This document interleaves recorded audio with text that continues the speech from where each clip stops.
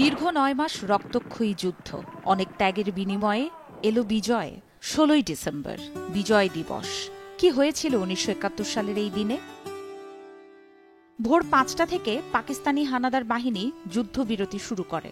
পাকিস্তানি বাহিনীর পূর্বাঞ্চলীয় commander lieutenant general আমির আবদুল্লাহ খান নিয়াজির নির্দেশে এই যুদ্ধবিরতি হয়।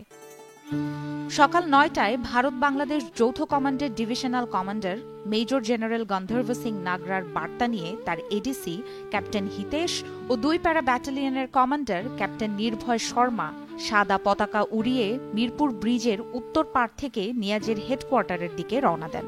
বার্তায় ইংরেজিতে লেখা ছিল, প্রিয় আবদুল্লাহ, আমরা এখন এখানে আছি। আমরা আপনাকে ঘিরে রেখেছি। আপনার খেলা শেষ। আত্মসমর্পণ অথবা ধ্বংস, যে কোনো একটি বেছে নিন।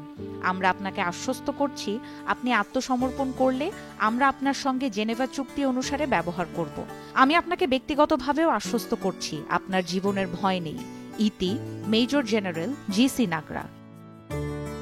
পরে লেফটেন্যান্ট জেনারেল নিয়াজির চিঠি নিয়ে পাকিস্তানি হানাদার বাহিনীর ৩৬ ডিভিশনের commander major general Mohammad Jamshed Gabtoli ব্রিজের পাশে জেনারেল জি.সি. নাগরার সঙ্গে সাক্ষাৎ করেন। দুপুর ১টার দিকে কলকাতা থেকে ঢাকায় আসেন ভারতীয় মিত্রবাহিনীর কমান্ডার জেনারেল জগজিৎ সিং অরোরার chief of staff major general J F R. Jacob. এরপর পাকিস্তান সেনাবাহিনীর পূর্বাঞ্চলীয় কমান্ডার হেডকোয়ার্টারে চলে আত্মসমর্পণের দলিল তৈরির বৈঠক। বৈঠকে উপস্থিত ছিলেন পাকিস্তানি বাহিনীর পূর্বাঞ্চলীয় কমান্ডার লেফটেন্যান্ট জেনারেল আমির আবদুল্লাহ নিয়াজি, মেজর জেনারেল রাও ফরমান আলী এবং মেজর জেনারেল মোহাম্মদ জামশেদ। যৌথ বাহিনীর পক্ষে ছিলেন major general J F R. Jacob, major general Gandharva Singh Nagra. বৈঠকে যেসব সিদ্ধান্ত নেওয়া হয়েছিল, আত্মসমর্পণের দলিলে সই করা হবে। সই করবেন ভারতের পূর্বাঞ্চলীয় কমান্ডার ও যৌথ বাহিনীর প্রধান লেফটেন্যান্ট জেনারেল জগজিৎ সিং অরোরা এবং পাকিস্তানি বাহিনীর পূর্বাঞ্চলীয় কমান্ডার লেফটেন্যান্ট জেনারেল আমির আবদুল্লাহ নিয়াজি। আত্মসমর্পণ করলেও তখনই অস্ত্র সমর্পণ করবে না পাকিস্তানি বাহিনী। ১৬ই ডিসেম্বর কলকাতায় অবস্থানরত প্রবাসী বাংলাদেশ সরকারের প্রধানমন্ত্রী তাজউদ্দিন আহমদ মুক্তিবাহিনীর deputy chief of staff group captain A K. খন্দকারকে ডেকে ঢাকায় আত্মসমর্পণ অনুষ্ঠানে থাকার নির্দেশ দেন।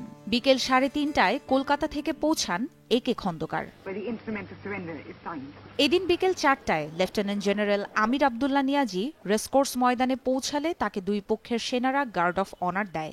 নিয়াজি এবং অরোরা এগিয়ে যান ময়দানে রাখা একটি টেবিলের দিকে। টেবিলের একপাশে দুটি চেয়ার। অরোরা বসেন ডান দিকের চেয়ারে, বায়ে নিয়াজি। অরোরা স্বাক্ষর করার জন্য দলিল এগিয়ে দেন নিয়াজিকে। নিয়াজির কাছে কলম ছিল না। ভারতীয় এক কর্মকর্তা তার কলম এগিয়ে দিলে পরাজয়ের দলিলে স্বাক্ষর করেন নিয়াজি।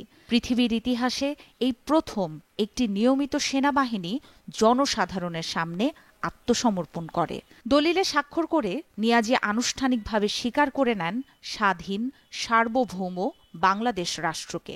আত্মসমর্পণের দলিল অনুযায়ী তখন সময় বিকেল ৪:৩১। আত্মসমর্পণের আনুষ্ঠানিকতায় বাংলাদেশ সরকারের প্রতিনিধিত্ব করেন এ.কে. খন্দকার। তিনি এ সময় সাক্ষী হিসেবে উপস্থিত ছিলেন। সাক্ষী হিসেবে আরও ছিলেন ভারতীয় চতুর্থ কোরের কমান্ডার লেফটেন্যান্ট জেনারেল সাগত সিং, পূর্বাঞ্চলীয় বিমান বাহিনীর কমান্ডার এয়ার মার্শাল হরিচাঁদ দেওয়ান এবং ভারতীয় পূর্বাঞ্চলীয় কমান্ডের সেনাপ্রধান মেজর জেনারেল জে.এফ.আর. জেকব। এই আত্মসমর্পণের মধ্য দিয়েই বিশ্ব মানচিত্রে জায়গা করে নিয়েছে স্বাধীন বাংলাদেশ।